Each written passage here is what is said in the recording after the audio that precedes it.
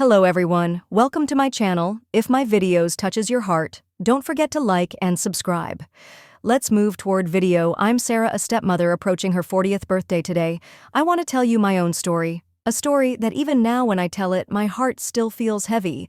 Everything happened day by day, persistently, like a never-ending nightmare. I didn't know when it would stop, and that made me even more confused and desperate. The story begins one afternoon when my husband Matthew was away on a business trip at home. It was just me and his two sons, John 20 and Max 18. Both of them are adults, but because I am the stepmother, I always keep a certain distance, trying to keep my role from affecting our already sensitive relationship. That afternoon, I was standing in the kitchen preparing dinner. It was so quiet that all I could hear was the clanking of knives and the smell of food coming from the stew pot on the stove. Suddenly from the hallway upstairs, I heard hurried footsteps. Before I could turn around, JN appeared with a panicked look on his face. "Mom, come up here right now, Max is about to die."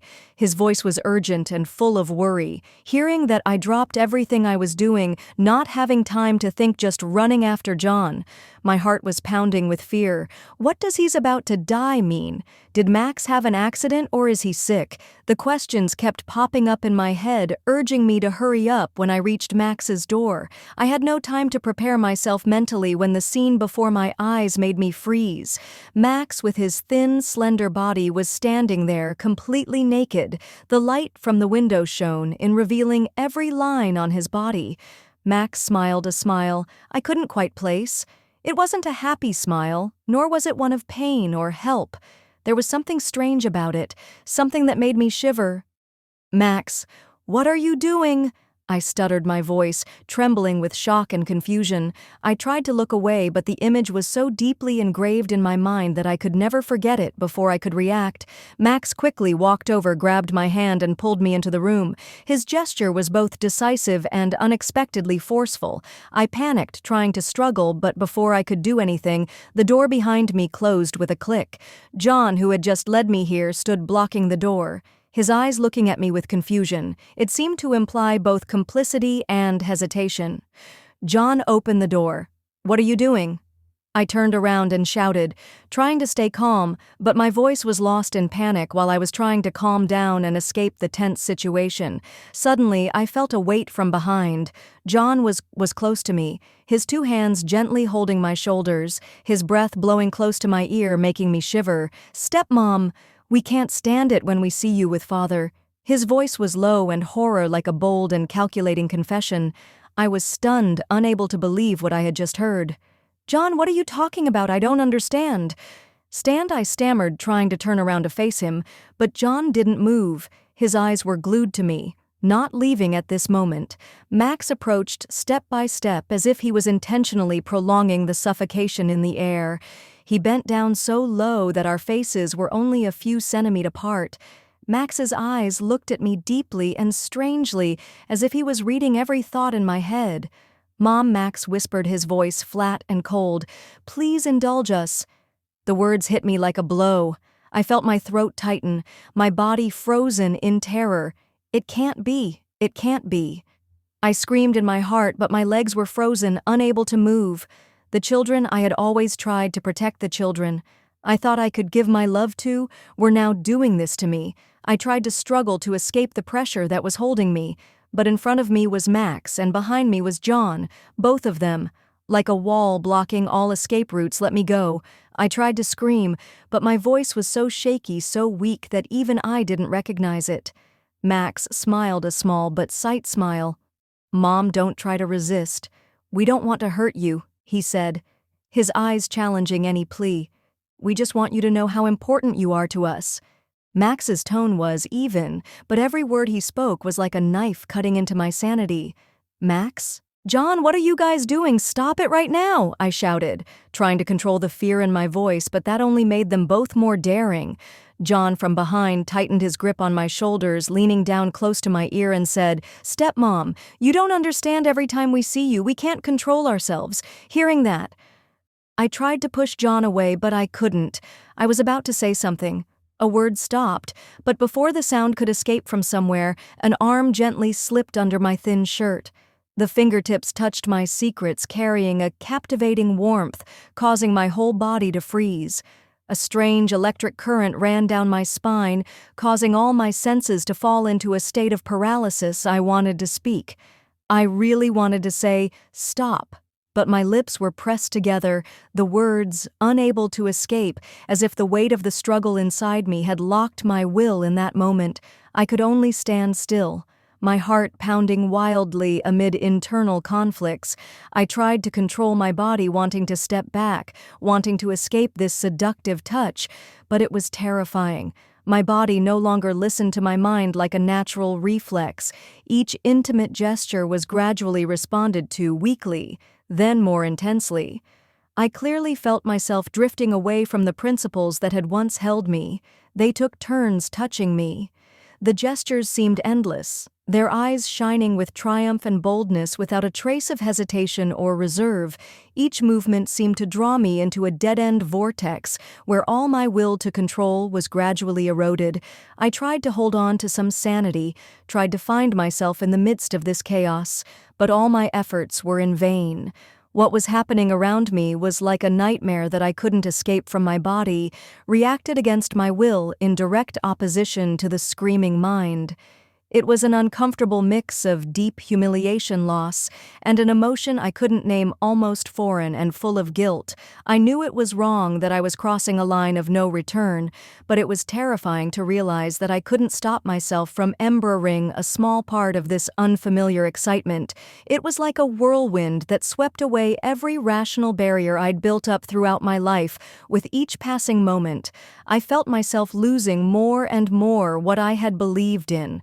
What I had held on to was now just fragments. I was no longer myself. I had become an undefined being used and manipulated by strong hands, unbridled eyes. I was a toy for their selfish satisfaction, and the reality before my eyes became distorted, blurred like a painting torn by chaotic colors. I don't remember how I endured. What happened every moment was a struggle between consciousness and instinct, between a desperate attempt to escape and a growing sense of submission. My last limits had been broken, both physical and mental. They had crossed every boundary, and so had I. That afternoon, when it was all over, I stood still, paralyzed. The clock was now ticking in the room, and I tried to breathe, but my chest felt tight. I had crossed a line from which there was no return. Every step I took out of the room felt heavy, as if the weight of my wrongdoing had been fixed to my shoulders. My mind was filled with chaotic thoughts. What had I done?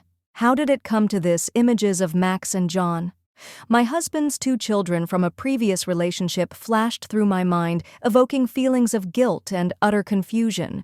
We had strayed in a moment of weakness and had crossed moral boundaries that should never have been crossed. I stepped into the bathroom and let the cold water wash over me, hoping it would wash away the filth that surrounded me. But no, the cold water could not soothe the turmoil in my mind. I looked in the mirror, saw a strange face, eyes empty and deep.